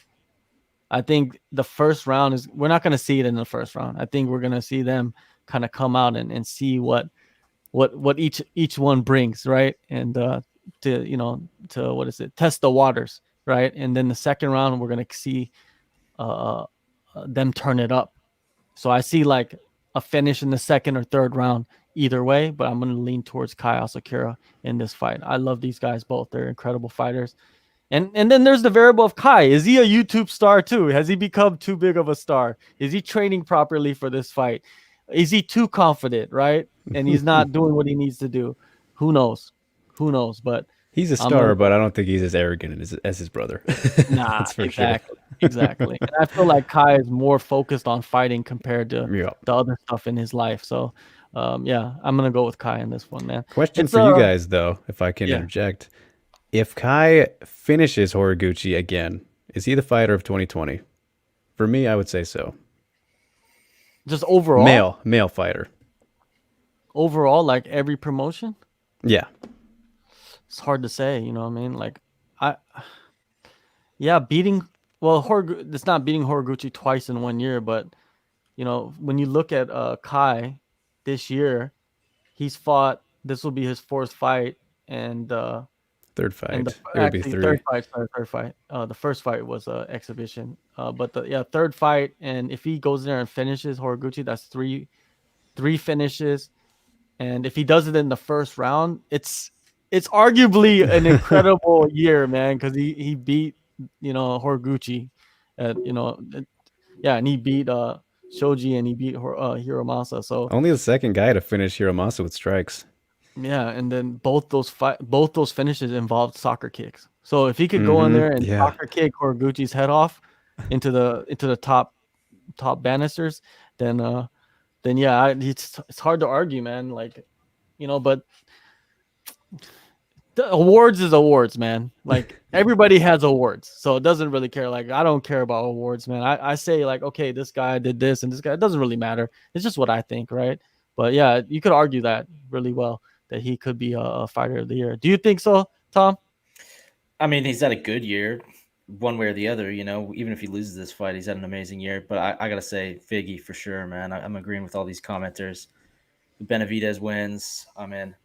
But what a great year for these lightweight guys, man. These little dudes, man. It's I love it. I love the attention they're all getting. The bantamweights and the flyweights. I mean, these are the most exciting divisions in MMA right now. I love it. It is very exciting, and Figueiredo's exciting. Kai's exciting. I'm looking forward to Manel Cape coming and making his debut. He's missed out on a whole year of fighting because of cancellations, and hopefully I'll be talking to him in the next couple of days to get his thoughts on getting rebooked for with Pantoja for February. He must be frustrated, but maybe he's not. I don't know. Yeah, but anyways, like I think we did a decent job previewing this card coming up and giving our picks. So we'll see what happens. And we forgot one though, you guys. We got to have a fun answer here for everybody. Who is Shibatar fighting, huh? Who's the mystery man? I don't even know who Shibatar is. He's a comedian, comedic YouTube personality guy who, he's probably going to get knocked out by whoever it is, but who could they possibly be hiding from us? Jake Paul, man. Yeah. So, speaking of Jake Paul, Logan Paul, could we get up? There was two more things I want to talk about before I, shut this down. The first thing is Vitor Belfort. Can we get that video up on Twitter, Nick? I think it's on the one championship page of Vitor coming out, and we haven't seen Vitor fight in like how many years now, right? But it seems like he's been 2018 or something. Anticipating his return, and he's been training, and he looks like he's been, visiting the doctors. You know what I mean? Like, Like when is he gonna come back? Because he's always in the news. He's always putting out videos. He's always like out there doing something. So can we get that up, Nick? So Yeah, see what your see it. your wish is my command. I just found it. There we go. Let's dissect him and talk about this one. Yeah. Because Jake Paul, I guess he wanted to fight Ben Askren, but now Ben Askren is saying that he's not signing the contract. So let's listen to this. Let's hear what we got. Okay. Let me big this up here. Can you hear it? Let me know if you can't. You want respect coming to my world. This is my kingdom. Your kingdom is doing YouTube videos for this young generation. When I was a champion, you were born. You're just coming to this world. I'm gonna put you to sleep, put you in your knees, and listen. With all the respect that I have, not for you, for your fans. I'm gonna show who you are. You are a joke. You are joke Paul. You're not Jake Paul. You're a joke Paul. I put you on my lap. Let's go to sleep, baby. Okay, now Vitor, how old is Vitor? Is he in his 40s yet? Oh yeah. 40s. Oh, he is. He's in his 40s, right? So he maybe he's around my age. Vitor's probably around my age. I'm not for sure, but You're like 22, John. yeah, secretly. But Vitor, like, why is he calling out Jake Paul #1 and Joke Paul? Come on, Joke Paul, like that's Joke like Paul. 1980s humor, right? Come on, Vitor. And then if Vitor actually gets to fight, like I don't even think Jake Paul will respond to him. Man, that's a dangerous fight for Jake Paul. Like you don't want to test yourself against Vitor, especially TRT Vitor. Come on, you seen what he can do. He'll dismantle your eye socket. Like, come on. Like, I feel like him calling them out is. What do you think it is, Tom? Yeah, what do man. you think this is about? I don't like this. You know, like it's so silly. You're a finely tuned athlete. You've dedicated your entire life to fighting. Why are you calling out these amateurs? You know, like it doesn't make you look tough. You're not going to prove anything doing this. I mean, it's a money grab. Clearly, he's hoping to cash in, but the Paul brothers aren't going to want to fight you. First of all, I mean, he'd kill both of them. Second of all, as big of a star as Vitor is in MMA, you know, his star is fading a little bit. He hasn't fought in years. You know, we know he's not in his prime anymore. Nobody outside the MMA bubble really knows who he is. You know, I say that with complete respect for him. The Paul brothers are not going to fight him. You know, this is just like yelling into the void, man. Like the people that you want to be listening to this call out are not listening. And Joke Paul, John, like you said, I mean, the MMA trash talk is terrible. It's all bad. All the Twitter trash talk every time. I mean, it's brutal stuff. So yeah, I think, you know, not a fan of that call out. I find it like a bit embarrassing when these pro fighters are calling out these YouTubers who are like, you know, 21, 22. You're calling out, you know, children who can barely fight. You know, you could get arrested for that in some places. You know, it's I don't know. I don't like it. Call it a pro fighter, you know, call it somebody on the one championship roster that you can actually fight. You know, Vitor's still got a lot to give to the sport, I think. So call it a real pro and show us what you got. Yeah, from Jake to Drake. Drake, is this something that would interest you? You'd sit down on a Saturday night and watch Vitor crush Jake Paul's face? I'm offended by the question, John. Come on, man. I'd watch it, to be honest, but I'd watch it. I'd watch it. I'm not gonna lie. I'd watch it. I'd watch it. I wouldn't pay for it. I'll tell you that much. Crack Streams is down. Oh, that's Damn, right. Shab. Damn it, Shab. Yep, got to find somewhere else now. Agree with Tom. That's all I'm gonna say. Right. Yeah, sorry, I may have gone too hard there. I'll get watch fired it. about these things. I'm up for No, it. I'm with you, man. Yeah, like I'll watch anything though. yeah, like nowadays, you know, More about me. nowadays it's a lot about money, you know, a lot about the money grab and that's what Jake Paul and Logan Paul are all there for. They're for money grabs, right? And they're looking for favorable matchups. That's why they use this, you know, like social media and press for these certain fights and they'll call out anybody, but at the same time, they know which fight that they have a chance in and which fight is more lucrative for them, even though they lose. And they understand that aspect. They're good businessmen. And even at a young age, they understand like the whole system of how it works. So I heard Jake Paul moved out of his mansion, guys, to focus on his boxing career. Oh, that changes everything. I mean, It does. yeah. he's- Did he move into like his guest house? Next year's He just He moved went into next door. mansion. Yeah, moved into his brother's mansion. Yeah. You know what though? Like, I don't think people understand. I don't think I even really comprehend how, you know, the stardom of these two kids. Like, I mean, they have like a bajillion followers on YouTube and Instagram and Twitter and the like. Like, I mean, there's really very few fighters that can, you know, even compare to them in terms of stardom. So the people that are calling them out, like Vitor Belfort, even Ben Askren. I mean, I'm sorry, that fight is not going to happen. I don't know what these reports are about. Neither of the Paul brothers are going to fight Ben Askren. He's just not a big enough name in the mainstream. You know, he had that moment of viral fame when he was knocked out by Jorge Masvidal, but he's not, you know, a household name in the way that the Paul brothers are. You ask any, you know, 12-year-old or 18-year-old or whatever these days who these guys are, and they'll know. You ask them who Ben Askren is, and they'll have no idea. So I think, you know, the only guys the Paul brothers are going to be fighting are like, you know, the Conor McGregors of the world. I don't see that happening either, but, you know, or these, you know, aging boxers who are looking for one last payday. All right, now to end the show, a lot of the comments are focusing on Khamzat Chimaev versus Leon Edwards. That fight was canceled. You know, let's delve into that. And I saw that Ali, I think he spoke with Brett Okamoto, and Brett Okamoto was saying that Khamzat couldn't recover from the COVID.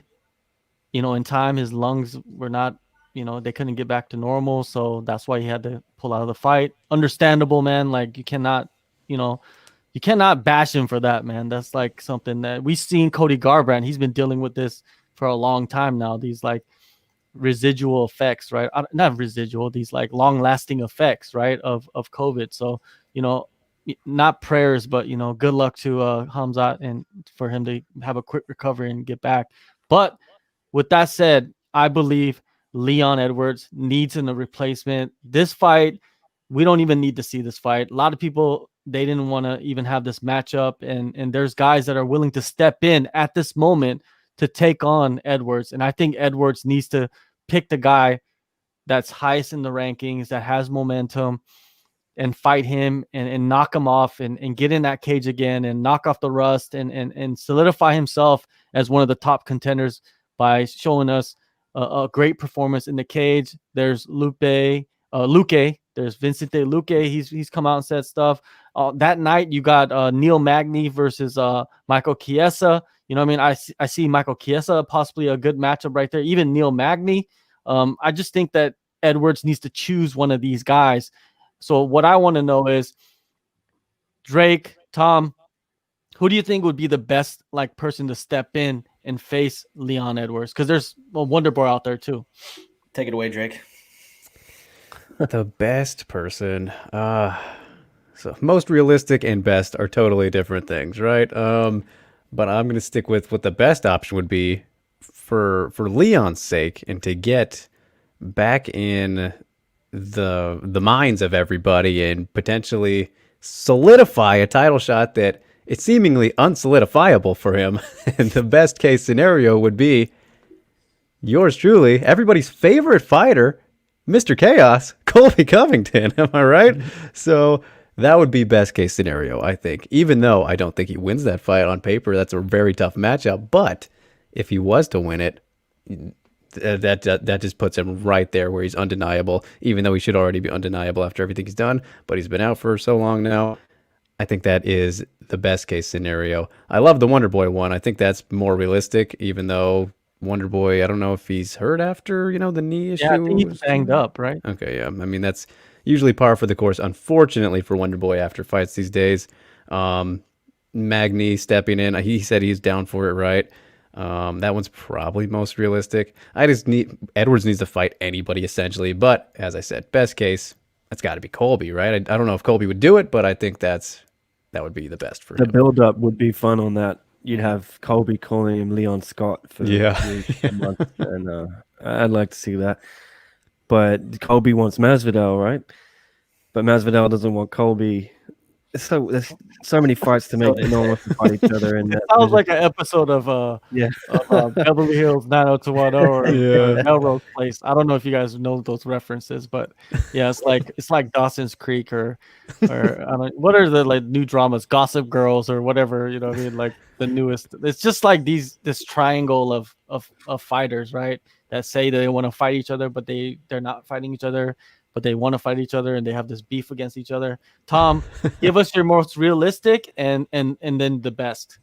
Yeah, well, like Drake said, I mean, in a perfect world for Leon, he'll fight somebody like Colby or Jorge, somebody that will, if he beats them, it'll really propel him right into a title shot situation. I don't think either of those guys will accept a fight with him at this point, because I think they want to fight each other. Contrary to what Colby's saying, I think Jorge probably wants to fight Colby as well. It's just a question of money, I'm sure. And I doubt they would do it on short notice. I certainly don't see any of those fights happening on the 20th. So, realistically, the options are the ones we're seeing in the comments here. Luque, Neil Magny said he's down.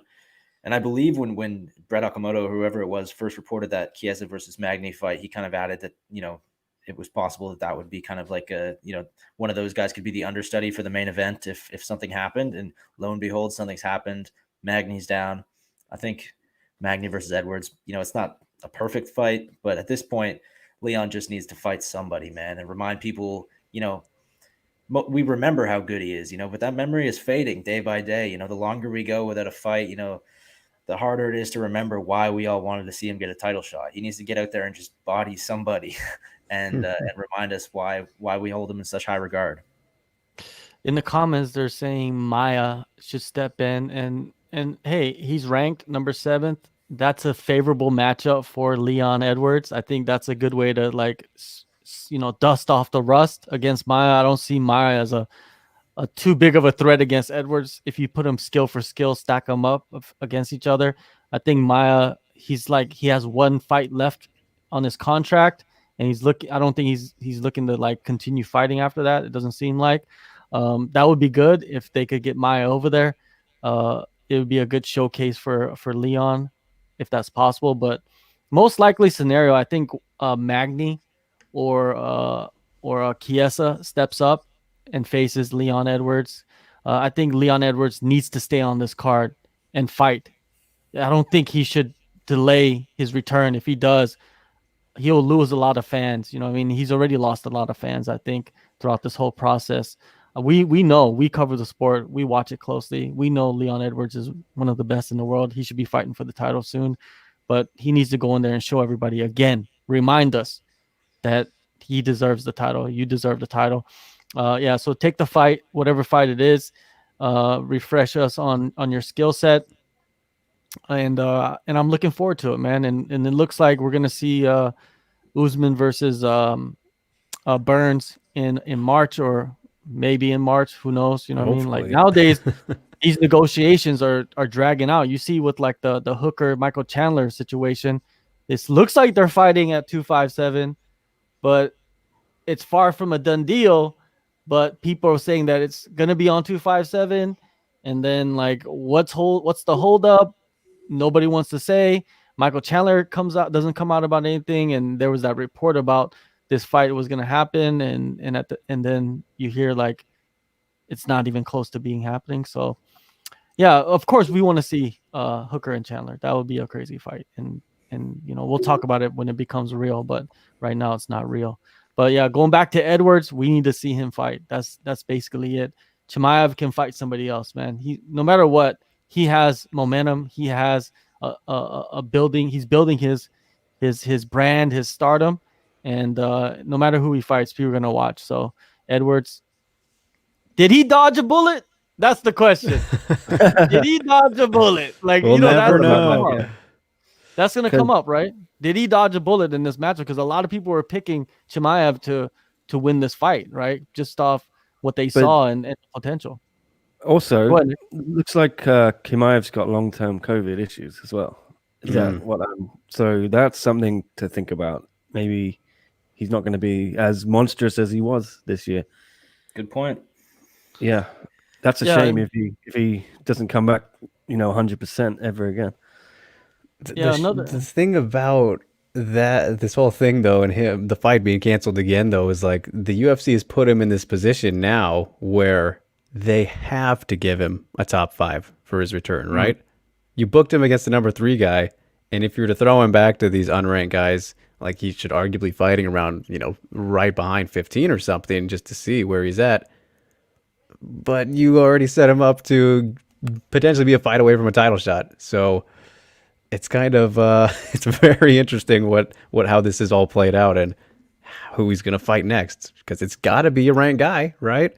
They're just gonna give him a title shot, man. A short. Yeah, that's the way to go, actually. Yeah. On a title fight, like 3 days out, and they'll just fly him.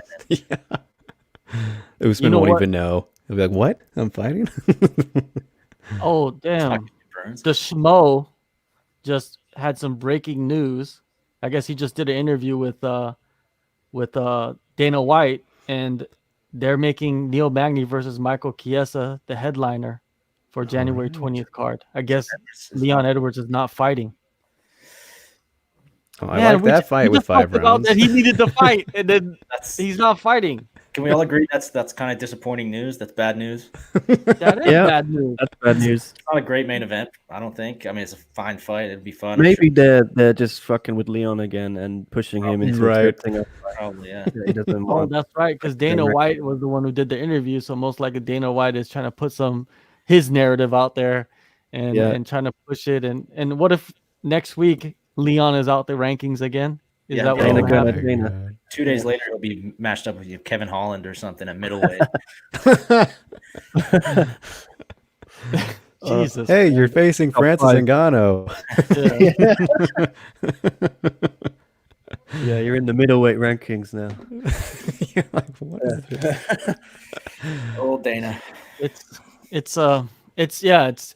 just a terrible situation, and this is just the effects of like how it is now. This is the climate of the UFC. It's like they're trying to put these cards together, and the January 16th card has like 17 fights or something crazy, which it's more than Rizin tonight. Yeah, like and Japanese MMA is known for having like 20 fight cards and stuff like that, something outrageous. But the UFC is starting to do it, and maybe they're just doing it as a backup. So if these fights fall out, they have the other fights lined up. Who knows? But we'll see what happens, man. Hopefully Edwards, man. Hopefully, man. Could we be seeing him going to Bellator soon? I don't know, man. That's what I was wondering. His brother's over there.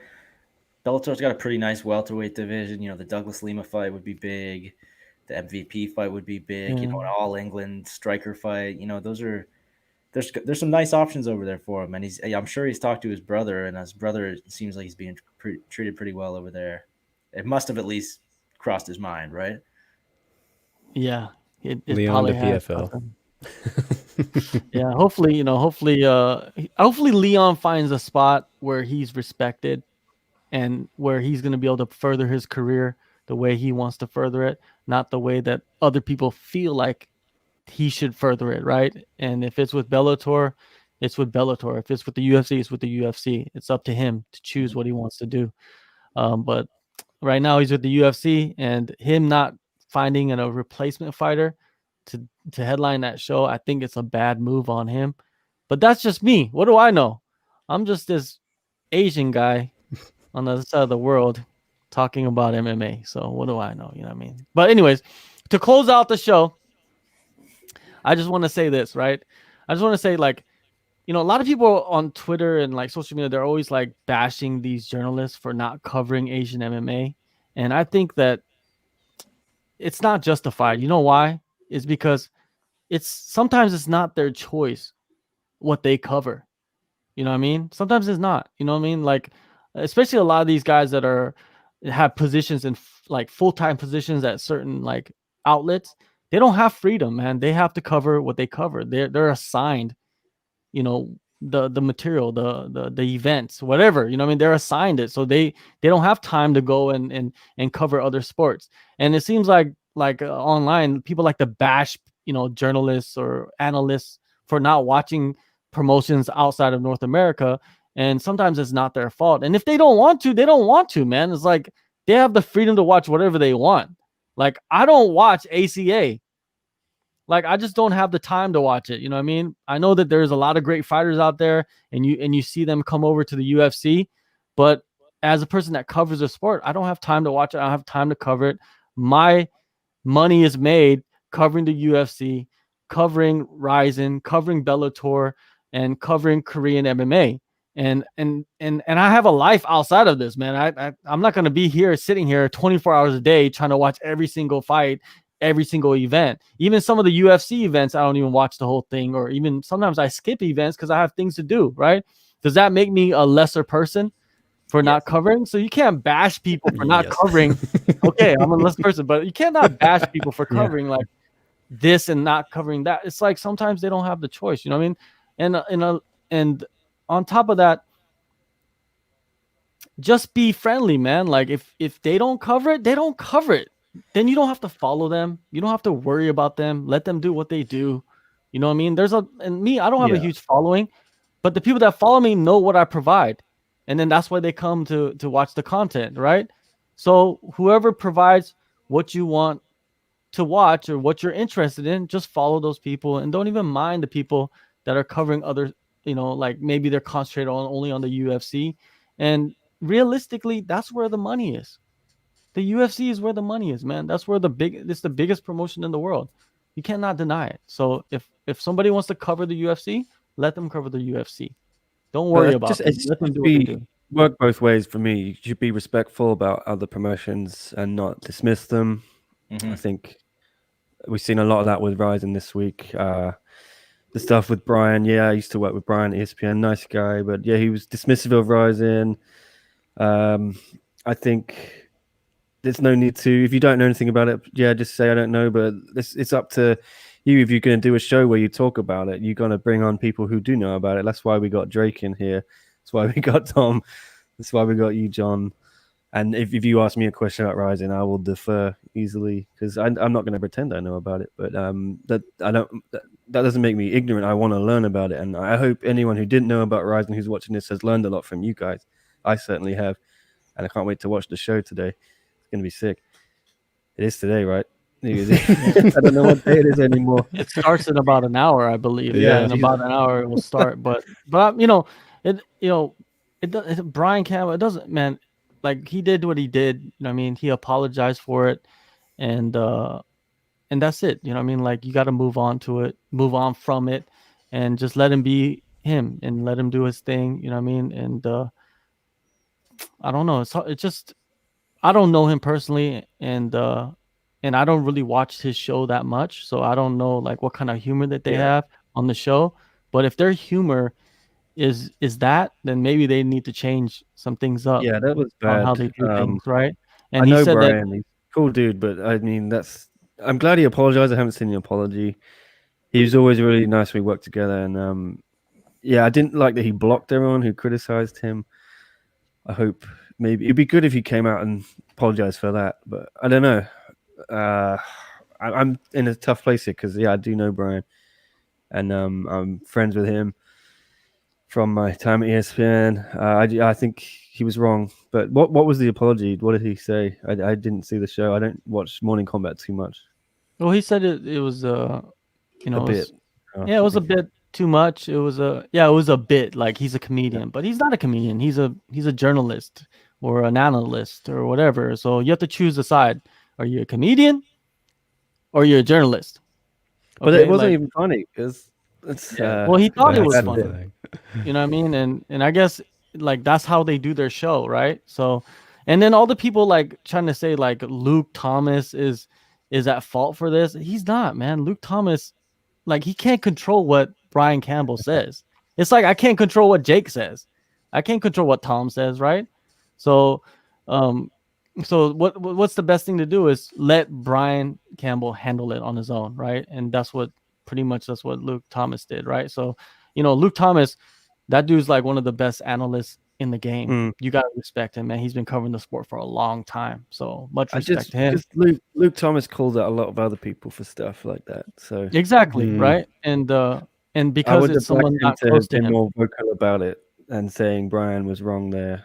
I'm But you not gotta put demanding a yourself in witch their hunt to shoes the too. sports. You know what I mean? Like, Yeah, sure. you gotta kind of stay quiet about it. It's because of somebody close to you. You know what I mean? You don't want to. You know, you could only. It's hard to go out there publicly and condemn somebody that's does a show with you and that's close to you, right? But course, yeah. and when you know you probably spoke to them behind the scenes and you know that the apology is gonna come soon and you're gonna talk about the situation, right? But yeah, man, the clip, you know, the clip is the clip, and he did something wrong, and he apologized for it. So I guess we can move on from that. But you know, I'm pretty sure if he does it again, people are gonna be watching it carefully. You know what I mean? Like that's what usually happens, and they're gonna try to find something else. Well, look, Brian is again. I will vouch to that really cool dude. He was like the last person I filed work to at ESPN on my final day there, covering the WWE in Blackpool, England. And I remember saying like, "Hey, man, I'm off to Hong Kong tomorrow. I'm leaving ESPN." He was like, "Oh my god, no, damn, it's a shame." And then he left for CBS Sports not too long after. And he's tearing it up over there and doing a great job on Morning Combat. And yeah, like hopefully we just move on for this this shit. But I'm glad he did apologize. I didn't know that he had apologized. Is it really? I don't know, because he said I he's sorry. seen the apology. It was a bit that he was doing, and So he's a comedian. so you got to tell me what's the I apology? don't Is it know, just man. like a Like, half-assed apology? I don't or want what? to like go in depth with it because it's just it's a rabbit hole. You know what I mean? But he apologized, so I guess the people that were offended, you know what I mean, and who am I? You know what I mean? He probably doesn't know me. That's why he blocked me, because he thought it was just some random person that was that tagged him and asked him like, what did you mean by this? And that's what it was, right? Because he doesn't know who I am, and I barely know who he is, right? I just recently started to see what he's been doing. You know, I'm pretty sure, I think he comes from boxing, covering the MMA sometimes, and I've watched his interviews from time to time, and I thought he was like doing a decent job, right? And then I guess this morning combat show is like from what he said, is like a old boys club podcast where they have their own humor, and if your own humor on the podcast is mocking Asians and then justifying it in your own way, then maybe you need to change some stuff up, right? Because It's if you're shit humor, mocking black people, how would you justify that, right? Like, in the none of climate it's of justifiable. what's going on right now, like, are Asians just low hanging fruit and you could just attack, you know, just do whatever you want? I don't know. Maybe he thinks that. We don't really know who Brian Campbell is. We don't know. Luke says on the show that he's one of his best friends and closest friends. We don't really even know Luke. We just know what he is on, you know, his shows, right? But I respect Luke. I respect them for what they do. But that was just wrong. That's it, plain and simple. So I think Luke called us what was it? A rinky dink podcast in a roundabout way. So I got beef with Luke as well. No, I don't. Rinky Dink I podcast. think we're gonna fight Luke. Well, he said something along the lines of he was trying to get an interview with Chatri. I think this is when Lauren was doing one, and Lauren kept putting him off because he knew Luke was going to ask him really hard questions. Mhm. And then he said on Morning Combat with Brian that Chatri will only do these rinky dink podcasts, and Chatri did our show right a couple times. So I'm grouping us in with the rinky dink podcasts. Well, we are rinky dink in the grand scheme of things. We are rinky dink, and it's our job to go to the next level away from rinky dink. What's the next level after rinky dink? Pinky spink and pinky pink. I don't know, but you know, whatever. You know what I mean? Like the donk. Yeah, the donk and the honka donk, or I don't know, whatever it is what it is, right? So everybody enjoy the New Year's show. Tom, Drake, Nick, thank you guys for coming on and having a chat. And pleasure, he man. blocked you. Yes, of course he blocked me, but I don't care. Brian, that's like unblock John, man. Errol Hawani blocked me a long time ago too, and then he unblocked me not too long ago. So it's all good. They don't know who I am. Yeah, I think we're gonna start calling this podcast the Rinky Dink Live Chat. Dude. Inspired by Luke Thomas. But anyways, yeah, thank you guys for joining us. Make sure you guys subscribe, like, all that stuff, comment. and join us next year. This live chat is going to continue. Next week, we're going to have a very interesting guest. I'm going to have Jordy Sullivan come on. He's a dietitian. He's a dietitian for Alexander Volkanovski, Israel Adesanya, Dan Hooker, and a bunch of other UFC fighters. We're going to talk about weight cuts and might not be interesting, but we're going to talk about fights and stuff too. But he's a guy that has grown his brand on his own in the last couple of years. And he's an incredible person. He's very knowledgeable, and that's our guest for next week. So check out these people on their handles as well. Just flash down screen. Ooh, These are the social media handles. Yeah, and what is it? Yeah, we're gonna talk about Volkanovski. Yeah, there you go. Damn, Nick is getting good at this. All right, happy New Year. Sorry to interrupt you, John. Yeah. Everyone, John's got an awesome interview with Volkanovski as well. Check it out. When's that coming up? Coming out. I don't know. Tomorrow. It's the new year, man. We'll get it out tomorrow. Something fresh. After Rizin, yeah. But one thing I could tell you is I don't think that fight's gonna happen in February. That's just something I'll tell you before I leave. But there you go. Happy New Year to you guys. Happy New Year. And we'll see you guys next year.